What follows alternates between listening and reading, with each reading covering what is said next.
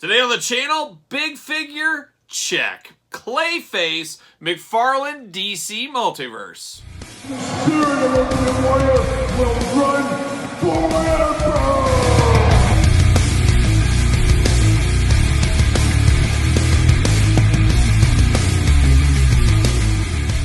Welcome everyone, Kyle here, and welcome back to the channel for another DC Mcfarlane Toys unboxing and review. And today, we've got Clayface from the DC Multiverse line. But remember, for all your DC Mcfarlane needs and a whole lot more, hit up Big Bad Toy Store. Link in the description below. And Clayface coming in hot and coming in as a big figure. You guys know old Kyle, he's a sucker for a big figure, and that's exactly what we got here with Clayface. But of course, we're going to do this like we do all the other reviews on the channel. We're going to take a look at the packaging. We're going to talk about it. We're going to unbox it. We're going to talk about it. We're going to see where it goes from there. We'll do some comparisons at the end of the video as well. But you guys know I love a big figure, and that's exactly what we have with Clayface here. An interesting one is Clayface, I wouldn't say one of the most popular Batman villains. And I always felt like it was Batman, the animated series in the 90s, that really brought Clayface to more popularity.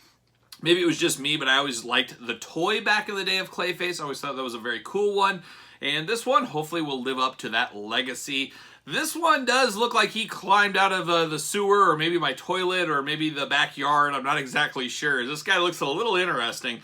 Some people might question and say, are you sure this is Clayface? This isn't somebody else. This isn't a green jello, green jelly song come to life, is it?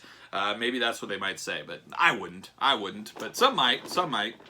But there he is. We got that big box, that big window packaging. We've seen this before with Swamp Thing, most recently on the channel. It sounds like Man-Bat will have some of this packaging going on, a big one. But I love a big figure. I just love it when they go above and beyond and make these big guys for us. Very, very cool looking. But it's very typical packaging for McFarlane we're used to. On the side, you got DC Rebirth, Clayface, McFarlane logo, DC Multiverse logo, I should say, on the top. Kind of the same thing going on the other side. On the top, you let all that light in through the window. Warnings, UPCs on the bottom. And then the back of the package. Not a lot going on there. A little glamour shot of the figure going on. Not a lot, but I'm sure there'll be some something to talk about on the card inside, hopefully. Let's see. They have this one really taped in compared to a smaller Batman DC figure, for example. We got 1, 2, 3, 4 spots. They had this guy taped in and then linked in there as well. So you got to be careful with this big monster. You don't want him. Oh, he's a heavy one too. He's crumpling the plastic and everything. Can I pull this out? There it is. One box off to the see you later off to the side. There it goes. Let's get this card out. Now we've seen it does come with a stand as well. We've seen the DC stands numerous times, and I do appreciate a good stand, as you guys know. I wish every company had a display stand with their toys. Sometimes these are hard to get out, but I think I got it. Got it. There it is. See you later. Up high as I knock some stuff over. I get the DC branded stand right there, so we'll save that. And then we got the card that always comes with these DC. I do appreciate this. At least we're not getting a blurb on the back. At least we got a blurb on a card here. We got Clayface, DC Rebirth. Real name, Basil Carlo. What a name, Basil Carlo. Basil Carlo was a famous actor, known primarily for his roles in horror films. However, when replaced as the lead in a movie, he went mad with rage. His life began to take a strange path when he injected himself with a formula that altered his body completely, making him a dangerous shapeshifter made of living clay who can change his physical form however he chooses. With the ability to adopt the appearance of anyone or anything, Clayface has become one of Batman's most powerful enemies. So there you go. And I think in the old animated series, he would turn into different people, stuff like that. And then, of course, he turned into the old Clayface as well. Big, big plastic prison for Clayface. Look at that. Looks like a candy bar, or like I said, something that crawled out of the toilet or the sewer, or who knows. But a very interesting one. But I think this will be a popular figure. I hope it will be. Big, heavy-duty twist ties on this guy all throughout. They can't have a big guy like this jumping out of the package. They got to really lock him down. And that's what we're seeing right here. We're getting these big, hard twist ties. See you later. Off to the side. Off to the side. Off to the side. Yes, I clean up my own mess, guys. There it is. See you later up high over the top. Holy cow. And now we're getting down to it. We're getting down to Clayface. What do we got? Wow, this does not feel like I thought it was going to feel. I thought this was going to be sturdy, big, heavy figure, much like Violator, of course, from the Spawn line. This is actually a lot lighter than I thought it would be, and very like hollow plastic. I thought this would just be a heavy, beefy figure, and it's not that at all. I mean, it does have some weight, more than your traditional 7-inch scale DC figure, but very, very light. I'm surprised. And I gotta tell you, I don't know about these arm joints. So we got some issues with this one, unfortunately. I'm not too happy to say that. I'm not even sure where to start, but we're gonna start at the top on this one. So overall, obviously, we've talked about his looks. You know, he's Clayface, sewer monster, whatever you want to call him. We got gnarly spikes throughout going on there. Got big old jagged teeth here with kind of a chin that hangs way down. A little head, not a lot of articulation on this head. A little bit of side to side, no up and down. Not a lot going on there with that head.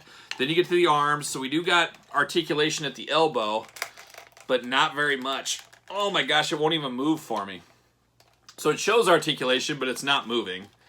Not moving there either. And unfortunately, both of these arms are fairly loose. They are not tight. They will fall down over time. Just very, very light here. And then you've got a big gap in between the body and where the shoulder meets. You can see inside, the hollowness inside the figure. So it's a big hollow cavity inside. I thought it was going to be a little sturdier, a little bit more to it. And it's just holding on. I mean, I could see people accidentally dropping this, breaking this arm off, and this arm falling off. It feels very, very light, very loose. Not like a traditional McFarlane toy at all. So they're cost-cutting a little bit here to get a big figure, a big, impressive, imposing figure like this out, but they're cutting out some of the insides, the stuff we don't see. But that stuff is so important to the overallness of the figure, keeping it where you want it to be. So I just don't like this. This hollowness, it just feels very cheap. Even the head feels a little wobbly, a little cheap on this. Gosh, I'm disappointed here. I had really high hopes for this, but it just feels very, very cheap. You get down to the legs here. You got a little bit of knee articulation, not a whole lot. I don't think you really need to stand for this guy. He's got big puddle his feet going on. It looks beautiful, though, when you really look at it. You look close. You got spikes. You got different colors of browns and kind of reddish browns in here. And then you got like skulls and faces going on in the back and the front. I mean, there's a lot to look at in this to really soak in and drink in. And then you get the waist, hopefully. Yeah, a little bit of waist. But then here, once again, at the waist, this middle section here, where the top meets the bottom, this middle is that patented McFarlane diaper. That's what we're calling it now. We've seen it with a lot of the bigger figures. Most recently, the Spawn Cygor figure, we had that big diaper on him. We got that same material right here, which is okay because it helps with some of the flexing and stuff, but this figure's just all over. It feels like it's like trying to be 4 different things at once. I don't know. And I thought it would stand fine by himself, but it doesn't look like that's the case either. He wants to go forward pretty heavy forward, unless you pull the hands back. Yeah, you put his hands way back, you can get some of that, but if you put his hands up, you're falling over every single time. So I don't know if this stand is going to really do the trick here. Maybe it will. Maybe it'll impress me. Put that peg hole in here. And that stands an absolute waste of time. It doesn't do anything. So, man, I had such high hopes for this figure, and it really went south in a hurry. I can't believe it. I mean, it is what it is. It looks like what it looks like. But, man, I was hoping for a little bit more sturdiness, a little bit more to this.